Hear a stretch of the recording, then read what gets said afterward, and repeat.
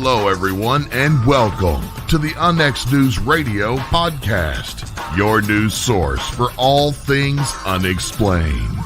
And now, here's your host for the UnX News podcast, Margie Kay.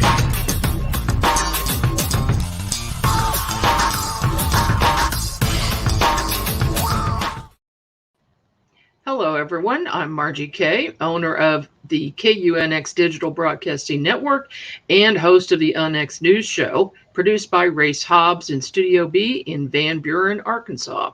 We're here every Friday night at 6 p.m. Central, 7 p.m. Eastern, but you can watch the show on YouTube on the UnX Network channel or listen anytime at unxnetwork.com if you miss a show. I'd like to remind you to get a copy of my latest books, The Fast Movers, Evidence for High-Speed UFOs, and Winged Aliens, a theory that winged cryptids are aliens and or interdimensional beings, both available at Amazon.com. My very special guest this evening is Lee Speigel. Lee has presented credible, compelling stories about UFOs, science, and the paranormal to the public since 1975, when he produced a documentary record album, UFOs, The Credibility Factor, for CBS Inc. It marked the first time that a major recording company offered a UFO-related product via a primetime TV infomercial. Between 2010 and 2017, Lee was the chief Huffington Post writer of hundreds of stories crossing the fields of UFOs and science. In 2020, Spiegel co-produced and co-wrote The Phenomenon, a thought-provoking, critically acclaimed UFO documentary from director James Fox. Spiegel is currently co-producer and host of the weekly Edge of Reality radio program. And Lee is the new managing editor for our UnX News Magazine. Welcome to the program, Lee. Well, thank you, Margie. As you were reading all that, it occurred to me, it's been a long time, many years, since I interviewed you for a couple of stories that I was writing for the Huffington Post about UFO things that you were investigating. We've come a long way, haven't we? We sure have.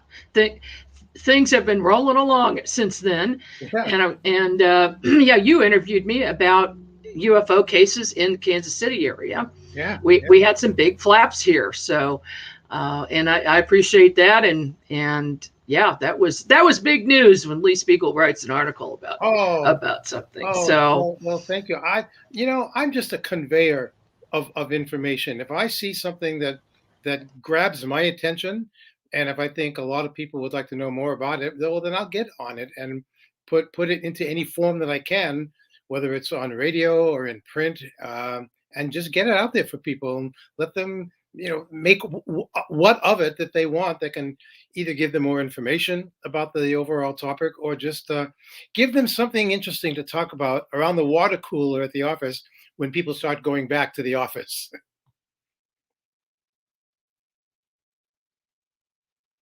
Oh, I can't hear you all of a sudden. Yay, there we go. There you go. For some reason it muted by itself, but you've always done your writing in a very professional way. You're very well researched, and I noticed that you don't print anything that doesn't have some bones behind it. It's got to be something credible. Well, I hope so. You mentioned in your introduction, the very first thing I ever did in this crazy field of UFOs was this record album documentary for CBS. And yes. I had such an argument with the suits, if we can call them the suits at CBS, once they had agreed to let me do the project and to give me the money I needed to go across the country, interview a lot of very interesting people, scientists, astronauts, law enforcement, political people. And as you can see there on the screen, this was the title I came up with, UFOs, The Credibility Factor. And these people called me in for a meeting and said, we're not really sure what you mean by credibility. And, I said, well, what's the problem? Let me walk you through it if that's something I really need to do. Well, we think that if you have to explain it to us or to the public, then maybe it's not a good title. And I went, well, no, there is a good side of that and a bad side of that. First of all, every person on this album, every voice, every story that's told has some credibility attached to it. That was always my point. If it's not credible, I don't care about it. I'm not interested in it. People don't realize that of all of the now millions of UFO reports, sightings over many, many decades, the majority of those can be and have been easily explained. Okay, fine. I'm not interested in those. I don't need to know. I don't need to know that those lights that these people saw chasing them in the car turned out to be the planet Venus. Really? Well, first of all, how often do any planets in the sky suddenly change direction or stop and move back and forth? Well, planets don't usually do that. But if the debunkers want to say it was a planet, fine, that's good for them. Swamp gas, unexplained lenticular clouds. I don't care about that stuff. I'm only interested, and I've always been interested in the 4% residue leftover reports from around the world that have not been explained. And when you take 4%, that might seem at first to be, wow, that's a small number. No, it's not a small number when you think about 4% of millions of sightings, of reports. Then it becomes a big number. It does. And that's what science is now beginning really to look at, now that the governments of the world, especially our own government, has finally admitted that, okay, we're admitting to you folks that there are things in our skies right now, operating in our skies above our country, and okay, above other countries as well, objects that we have no idea what they are, where they come from, who made them, why they're here, what's their agenda. But we're doing our best to figure that out for you. And oh, by the way, we're going to take a look at whether or not it could be Russian or Chinese technology that's behind this. No. I think most of us are smart enough to realize, no, it's not our technology.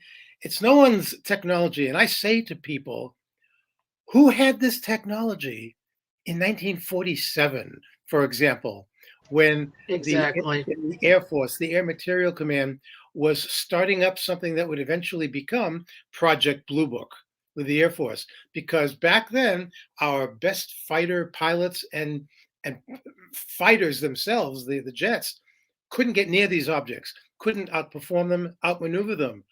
Well, gee, isn't that exactly what they're saying is the current situation? Yes. So if nobody had this technology in 1947, why are we suddenly thinking it could be another country? No. The problem with all this, really, Margie, is the Air Force, the Navy, the governments of the world, they're not yet ready to make that next little step and say to us, oh, folks, we believe that there's a possibility some of these objects may be intelligently controlled extraterrestrial visits from somewhere else. They won't go that far because they know that if they do, everything's going to come crashing down. The whole Pandora's box will be open. Every country, every citizen will be demanding more information.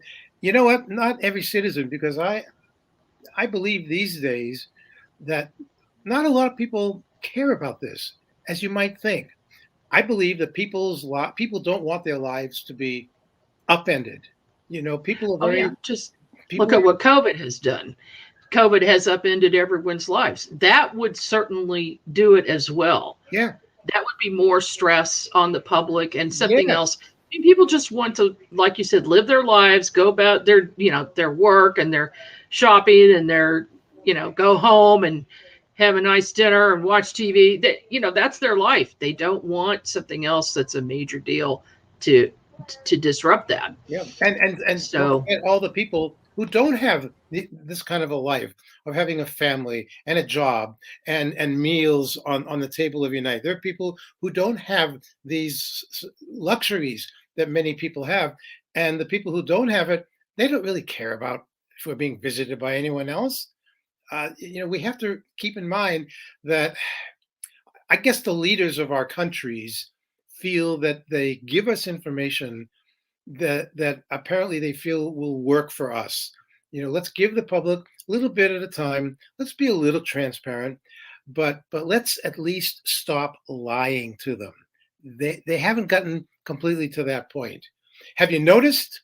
Have you noticed in the last couple of years, after the 2017 New York Times article, it was the game changer, in which the Pentagon finally admitted that for many years it had been researching and looking into UFOs because Navy pilots had been encountering these objects, and there've been some videos, and they took a bold step, and they released 2 or 3 of the videos. We're all familiar with a thing called the Tic Tac UFO. We all know this thing. Every time I go to take a Tic Tac breath mint, I'm going, oh, that's what these fighter pilots are looking at. And yet, what they're not telling everybody really in a big way is that the Navy pilots are having these close encounters on an almost daily basis off both coasts, East Coast and West Coast. Yeah. And here's a question I love to throw out. Isn't it interesting? Ever since the New York Times story in 2017, have we heard a peep from the Air Force? What's with that? At one point, the whole UFO thing was the Air Force was put in charge because the skies are their jurisdiction. They have to protect our country from anything that possibly could be an invasion in our skies. Well, okay. Why is it only the Navy that's getting all the attention now and making all the publicity, making all the statements? Why aren't we hearing about the Air Force? And I think it's because they had so much egg on their face over so many years, over so many denials about this phenomenon, that they figured, let's let the Navy have it now. We've done our bit for king and country. They'll just do their work in the background. That's right. Come on, Air Force. Where are you? Well, Lee, you have a very long and storied career, and we have some interesting photos, things that you've sent me. I thought maybe I'll just kind of go through them, pop them up here, and you can give us an explanation as to what they are. After I finished producing my UFO documentary in 1975, the first person, one of the first people who actually responded about it was Dr. J. Allen Heineck, who many of your listeners and in your audience, people know that for more than 20 years, Dr. Heineck was the official science consultant to the Air Force to their Project Blue Book. So every time there was a UFO flap or wave somewhere in the country that needed explanation, the Air Force would always arrange a press conference. This back in the late 50s, early 60s, and they would bring in this scientist, stroking his goatee, holding the pipe up, and he would do whatever he could to make the UFO flap go away. And I remember, I was a kid watching this man on TV talking about these things, and if you had said to me back then, someday you and he are going to be very good friends. I mean, really, you never know what time is going to do. And he and I became very good friends. He was the second scientist who I interviewed for my album. And he sent that very nice letter commending me on a job well done. Saying that he and the Center for UFO Studies, that he was the director of, that they would do whatever they could to promote it, to get it more out into the public's eye. I just was so overwhelmed. And then a couple of years later, when I decided to do something about UFOs at the United Nations, he was the first scientist to jump on board and say, if you're doing this, I want to be there with you. And so that letter from him from 1976 kind of cemented our friendship. Okay, now I jumped forward just a little bit. This, okay.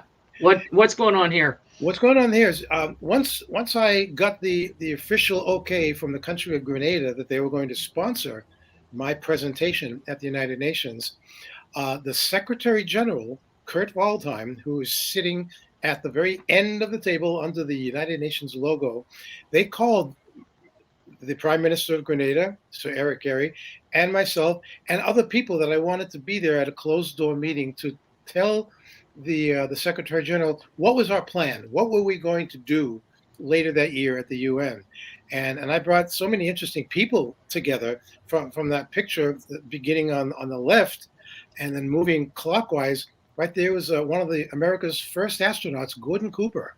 Mm-hmm. Next to him, astrophysicist Jacques Vallée, who many of your listeners know. He was the real life model of the French scientist in Close Encounters of the Third Kind.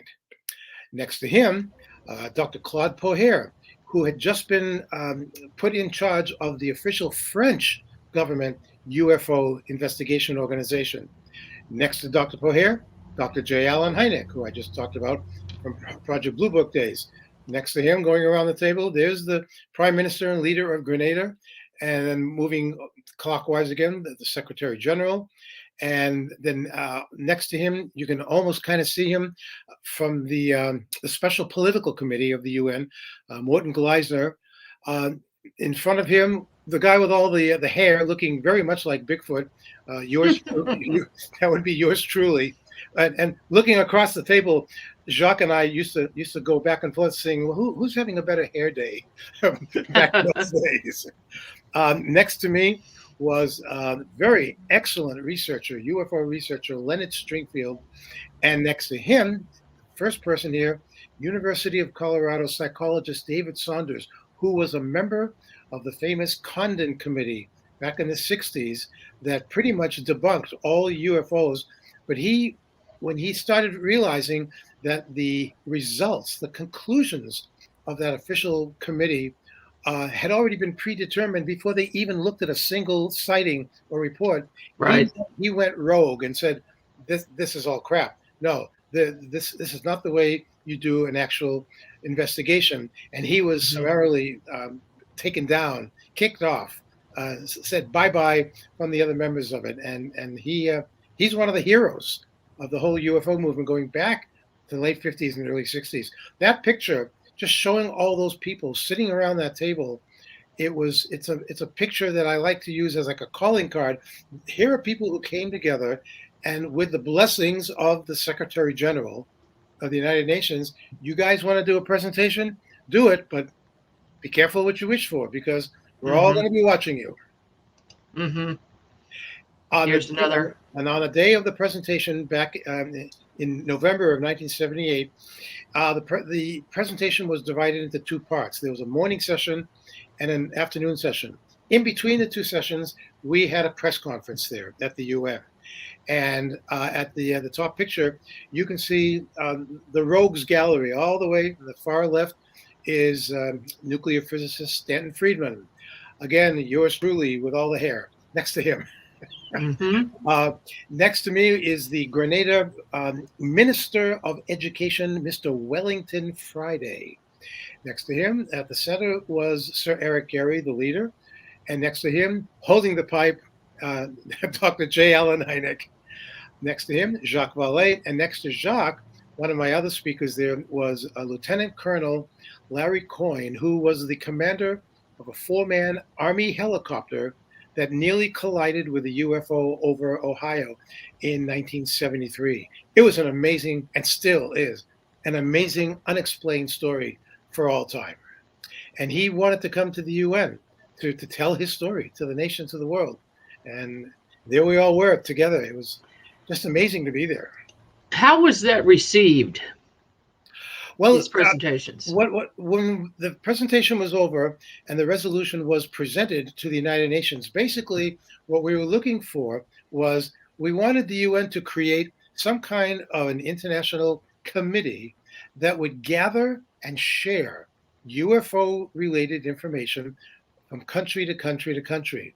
Even Dr. Heineck used to say to me that one of the biggest hurdles in something like this, going from one country all the way around the world, was the incredible problem of translation, the language translation, because so many reports had to be or would have had to have been translated into all the language of the United Nations so they could share in all this information.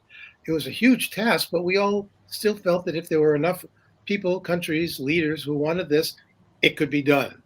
And so the Secretary General issued a dictate that let everybody know that by a certain date, within the next couple of months after the presentation, countries could respond and let him know if they voted to want to be part of this kind of an investigation.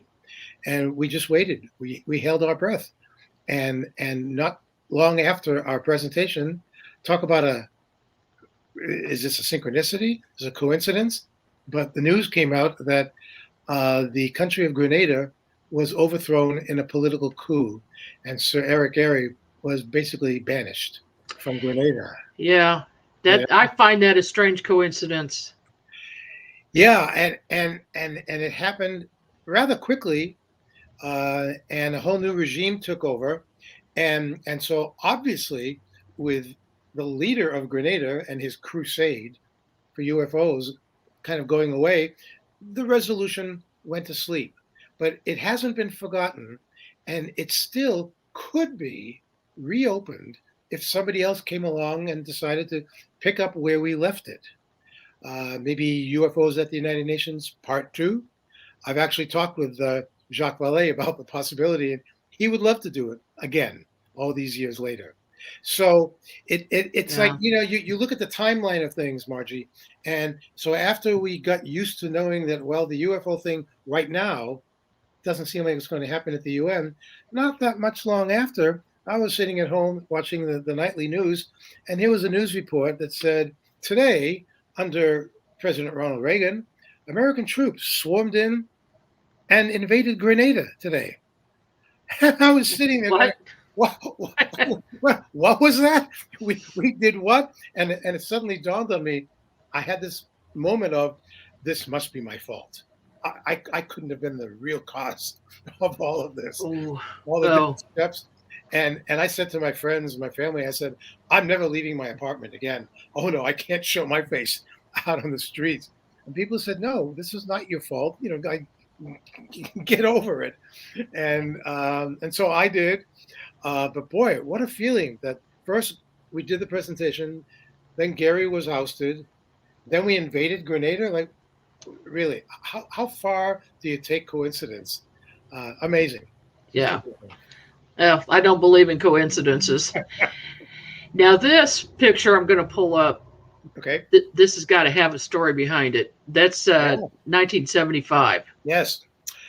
While I was working on my UFO album in the early 1975, I got a call from Dr. J. Allen Heineck, who told me that he was receiving phone calls from police officers, sheriffs, deputies, highway patrolmen in this area around Lumberton, North Carolina, that for several nights in a row, they were seeing some unexplained object and they didn't know how to deal with it. And they were calling Dr. Heineck at his Center for UFO Studies and asked for his help. So he called me and said, I know you're working on your album, but do you have the time? Could you go down there and at least interview some of the witnesses to this? And if it turns out to be pretty credible stuff, you can send me a report and I'll publish your findings under the Center for UFO Studies. And I said to him, well, Alan, what exactly are they reporting to you? Because I've always wanted to see a classic flying saucer, the circular disc with a dome on top from all the invasion movies of all time. And he said, well, here in 1975, what they're reporting is something different. We haven't heard much about it. It's a V shape or a boomerang shaped craft. And I said, oh, really? So you're asking me to go down to North Carolina to look for a flying Dorito? I mean, is that what we're talking about here? And he started his sentence. He said, look, if you don't want to go, and I said, no, don't finish that thought. You are the last person on earth I want to piss off right now. I'm going, no matter what is down there. And down to North Carolina I went. And within a few hours, I found myself in the Lumberton Sheriff's Office. The sun was already down, the stars were coming out, and I was interviewing various police officers and law enforcement officials about what they had seen over the last few nights. And they were all describing this V-shaped thing. And so I thought, well, all right, there might be something interesting here. And then all of a sudden, the dispatcher announced the calls are coming in. Okay, now what? Let's go. And into one of the sheriff's cars I went, and with the sheriff's dispatcher, Ron Thompson. And we kept in touch with other cars through the car radios, so that people who were seeing this thing were giving us an idea of where they were seeing it. And we all finally emerged together in front of a large field. And we got out of our cars, and it was very dark, and there was no sound in the area except for the sound of animals that were a little nervous, as you might imagine. Excuse me. And as we looked across the field, there was a line of trees, and above the trees there was a white light, and then it became a red light, and then it was back to white, and back to red, just alternating, moving slowly across the trees. And it stopped, and then it started moving slowly across the field in our direction. Well, that caught our attention, obviously. And it got closer and closer and closer. And I was going through a variety of feelings because, first of all, I couldn't decide what was making my heart almost jump out of my chest. And I thought, well, I'm feeling pretty confident because look at me. I'm surrounded by these police officers and sheriff's people. They've got their 6-shooters. If anything up there is in the mood to take us away or eat us so that we're never heard from again, there's no way of getting around that. So that's what you were thinking. oh, yeah. And then like a moment later, I thought, wait a minute, just how safe do I feel? I mean, really, 6 shooters against whatever this is. So, my earlier thought of ever wanting to see a classic flying saucer was gone because, I mean, look at what I was looking at. And and this is what I was looking at. And was it really as close to you as what is depicted in the picture and with that beam of light?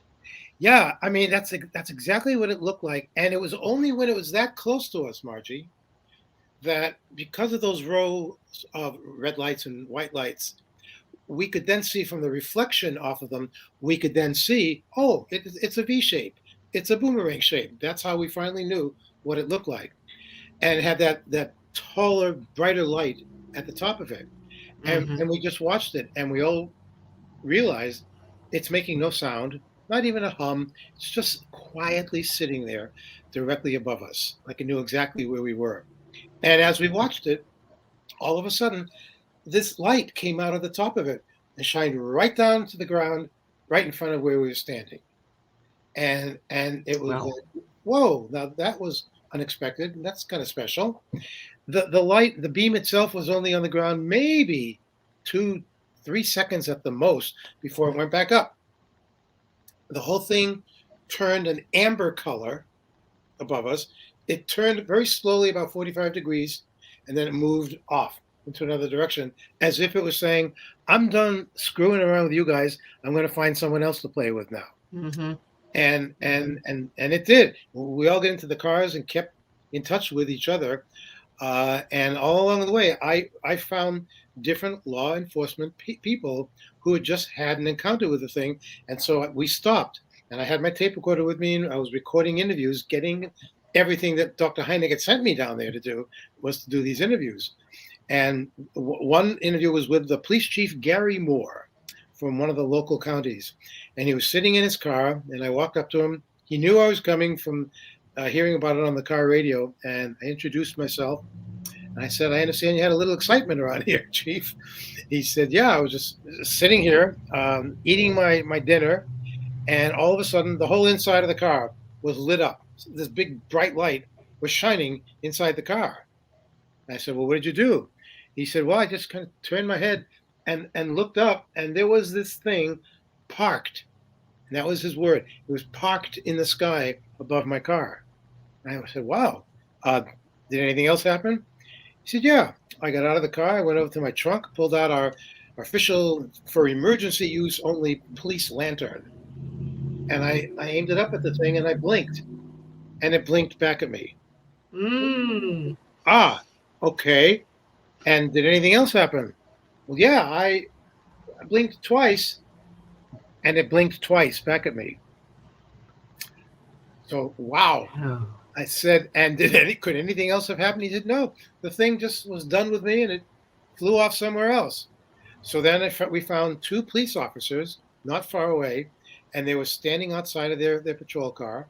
And I went up to them and I said, I understand you guys just saw something in the sky. He said, yeah, we were just standing at the car talking, and this thing was coming up the road, and we were listening to all the chatter on our car radio, so we knew something was out there.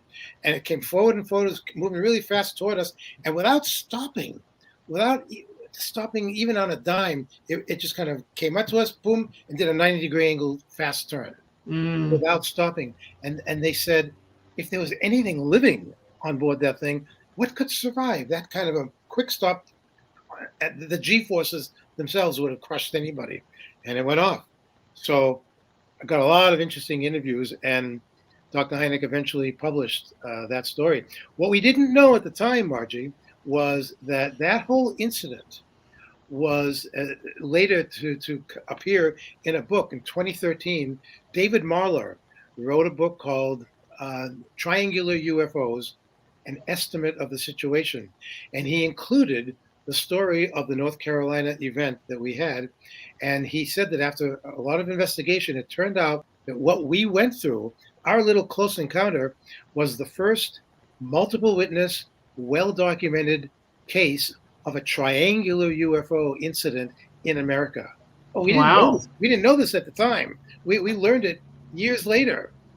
So well, yeah, because that shape certainly was not really too common until later years, really. And now too, yeah. I'd say since the year 2000, probably, that it really started becoming pretty commonly seen. Yeah. And, we have, just as a side note, in the investigations that I do in the state of Missouri, we have these flaps of triangular UFO shapes, disc shapes, ball shapes, and it seems to be a lot in grouped in an area at the same time where these certain shapes have come in. Do you have any ideas about why that might be?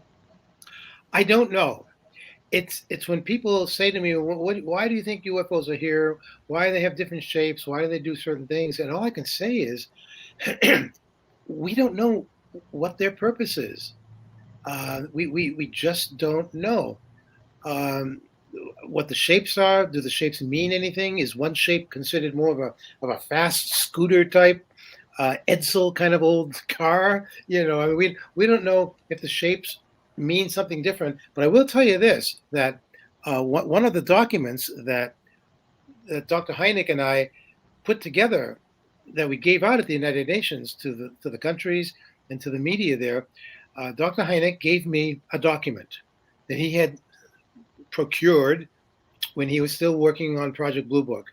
And because I had asked him, I said, in all the years that you were working with Project Blue Book, I have to believe that you must have had some kind of access to like Air Force files that you might have dipped your fingers into, because he had a high enough security clearance while he was working on Blue Book.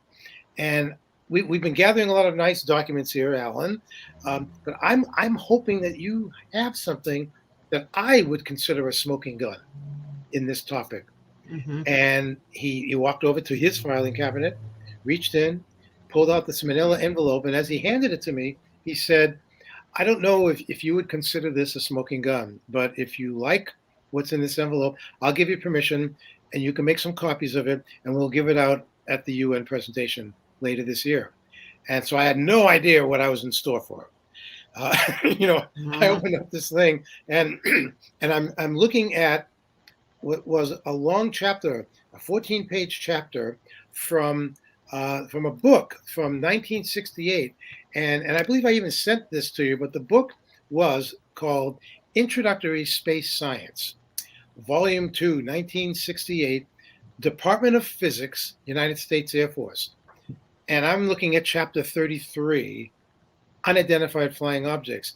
And basically what the Air Force was doing, they were giving information about what was the current state or opinion of what the UFOs were about, why they manifest in certain ways, their shapes, where they go, what they do.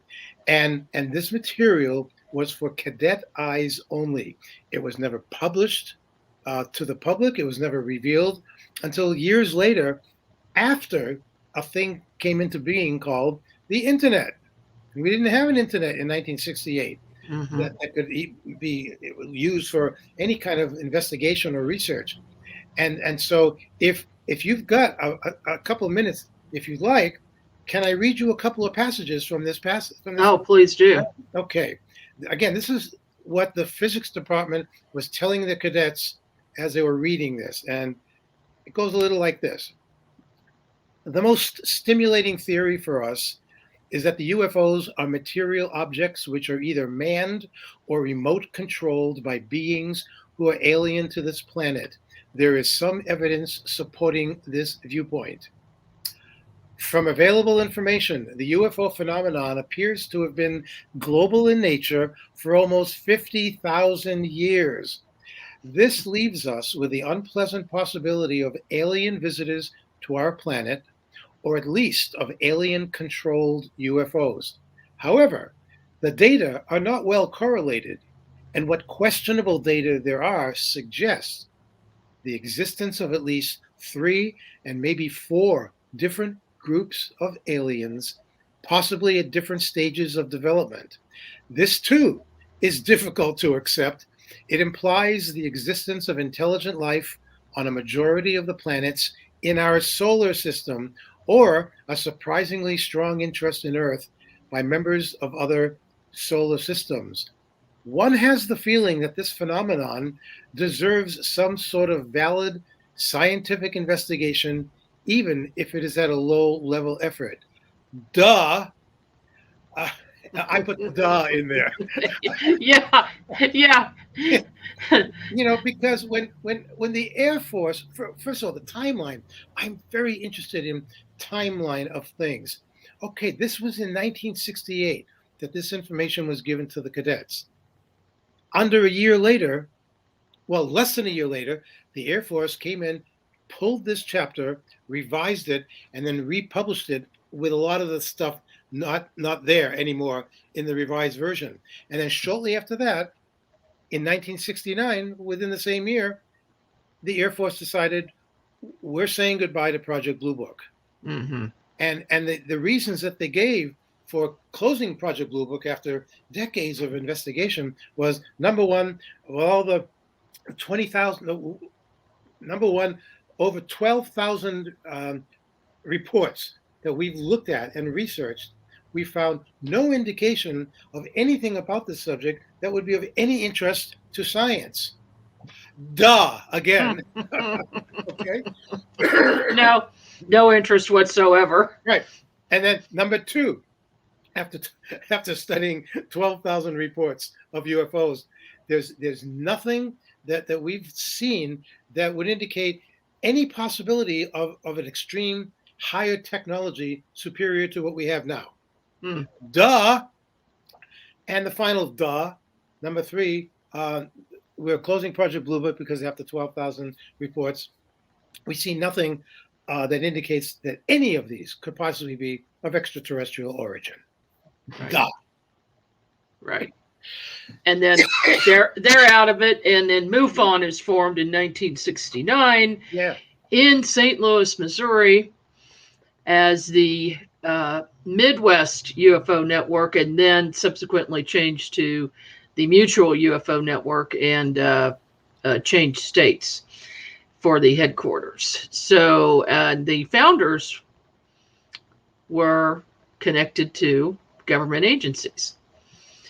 So, well, and as you know, this whole year, we've had one issue after another, one pronouncement after another, from the defense intelligence agencies to the Pentagon to the government, and they've all said at the end of June they came out with this 2 different documents. One was the classified document report about UFOs, which the public never saw, but what we did see was the 9-page unclassified document. In fact, when they released it in June, at the very top it said unclassified. Like, okay.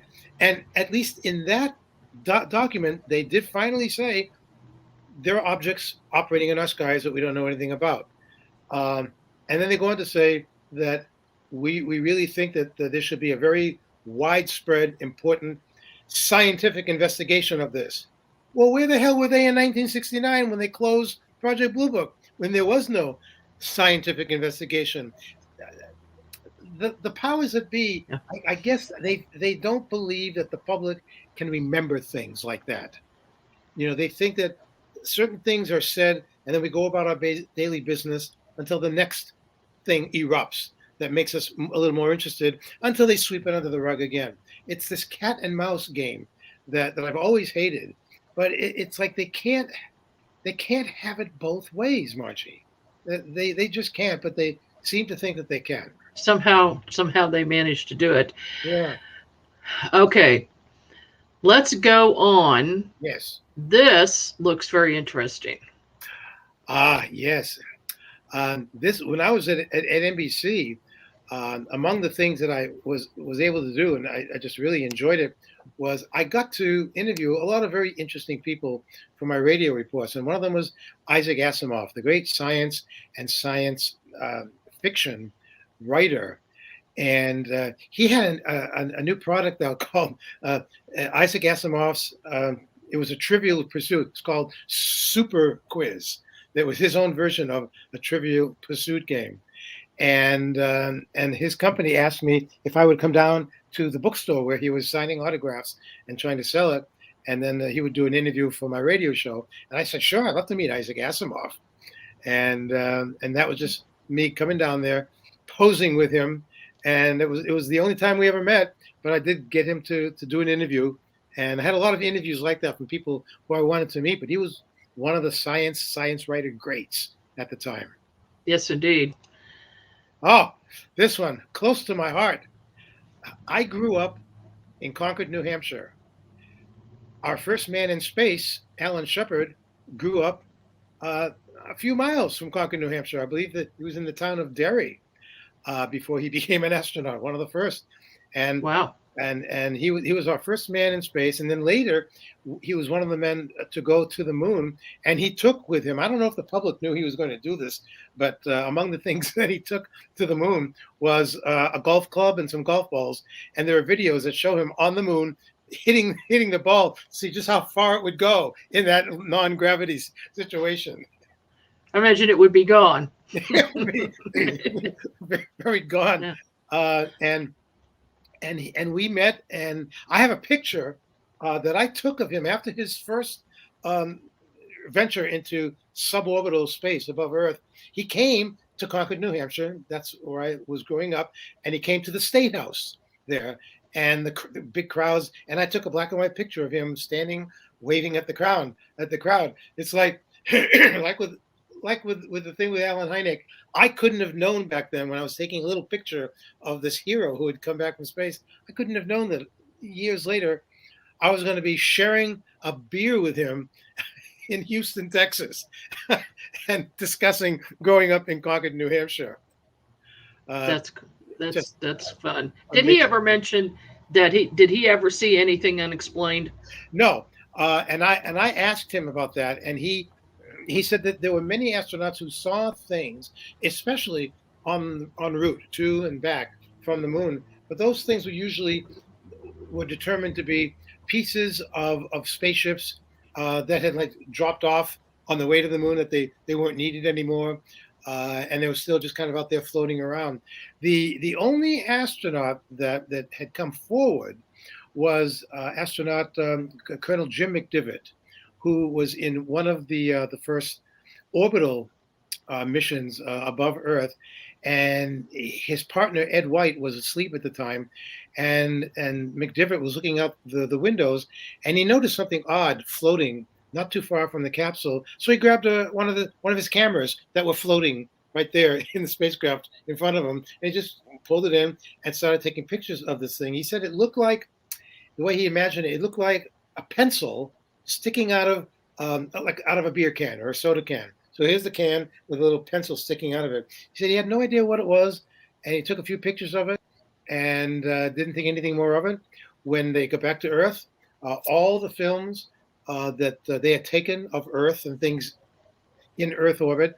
All the things were investigated and looked at and analyzed. He said, I went back there and I looked up the pictures of the thing that I took. There wasn't anything in there like what I had photographed. And when I asked about it, I was told, no, we didn't see anything like that you photographed. Mm-hmm. End of story. End of story. Yeah, it's archived somewhere. Oh, now this one, God, you know, one day, when my documentary record album was done in '75, and I started to promote it, I was on an all-night radio station in New York City, WNBC, where I ended up years later working, and the on-air personality was interviewing me about what it was like to go around the country and talk to people about UFOs. Little did I know that night when I was on the air, a young man was driving in his car from New York City to his home in Connecticut, and he called me a couple of days later, and he said, "Is this Lee Speigel?" And I said, "Yeah."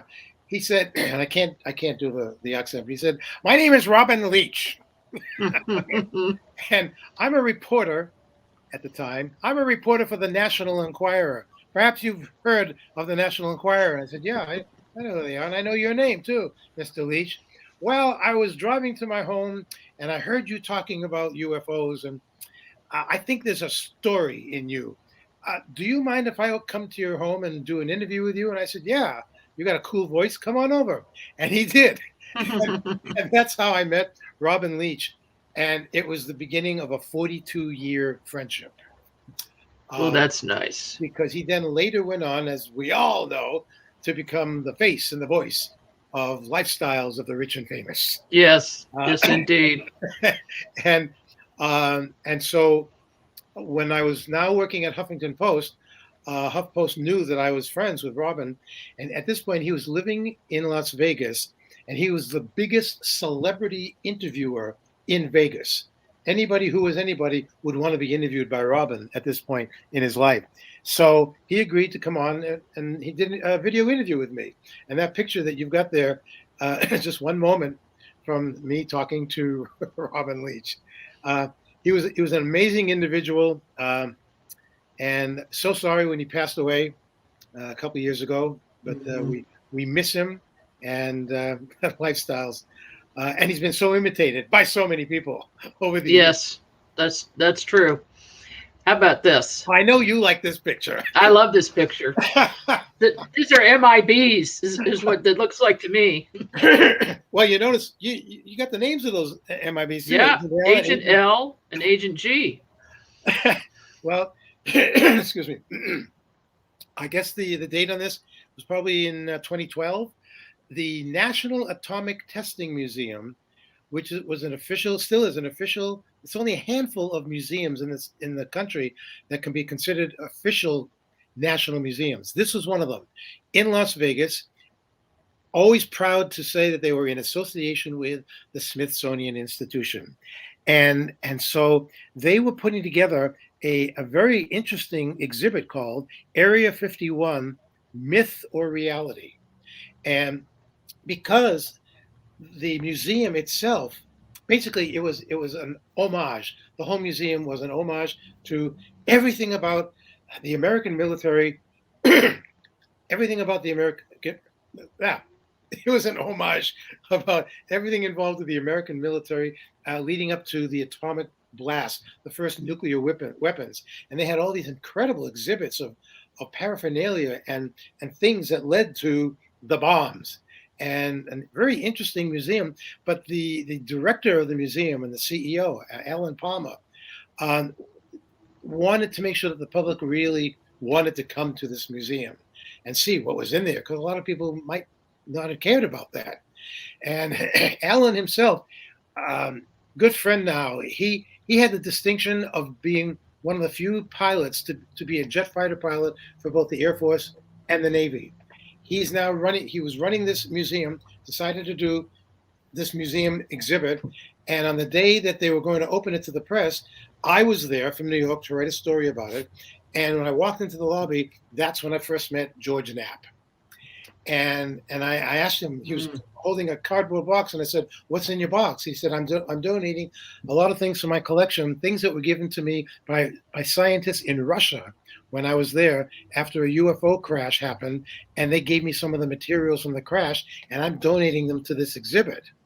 And one of the things that they had on the exhibit when the thing opened was a big sign in front of it said, donated by George Knapp, KLAS TV reporter, authentic alien artifact. Now we found out that that the people at the Smithsonian didn't like that one of their museums was actually claiming they had authentic alien artifacts. The Smithsonian said, we're not really happy about this, but they didn't make Allen take the exhibit down. And so while we were there, George and I both had dark sunglasses. We were both kind of dressed in black. And I said, why don't we get someone to take a picture of us in front of the big banner outside the building? And he said, sure. So I gave my camera to Allen, the director, and here we are posing as the original Men in Black. There we go. One more time. There they are. And that's great. Do we look totally terrifying or what? No, you don't look terrifying. Oh gosh, Lee, this hour has gone by so fast. Thank you so much for coming on. Thank you. And your first issue that you are the managing editor for now of UnX News is coming out in January. Tell us a little bit about what's going to be in that issue. Well, I can tell you the one thing that I'm totally immersed in. I'm doing a story, and I'm almost finished with it.